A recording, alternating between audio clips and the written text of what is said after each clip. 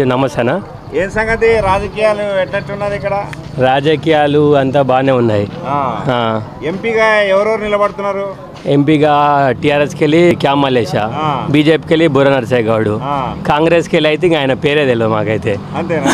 ఎవరు గెలిచేటట్టు క్యామ్ మల్లేషా గెలుస్తాడు ఎట్లా ఇప్పుడు మొన్న ఎమ్మెల్యే ఎలక్షన్లలో అందరూ టీఆర్ఎస్ అంటే ఇంకా ఇన్ని రోజులు 10 సంవత్సరాలు పాలిచ్చారు బాగాలేదని కాంగ్రెస్ కేసిరు కాంగ్రెస్ కేసు ఏముంది 6 గ్యారంటీలు అన్నాడు జనాలను మోసం చేసి రేవంత్ రెడ్డి ఏం లేదు మాయమాటలు చెప్పిండు అవిఎస్ ఇవిఎస్ అని చెప్పిండు 100 రోజులనే రుణమాఫీలు చేస్తున్నాడు పింఛని 4000 ఇస్తున్నాడు మహిళలకు 2500 ఇస్తున్నాడు ఉచిత కరెంటు 200 యూనిట్లకు ఉచిత కరెంట్ ఇస్తున్నాడు 500 గ్యాస్ ఇస్తున్నాడు రైతులకు ఇది మన బోనస్ ఇస్తున్నాడు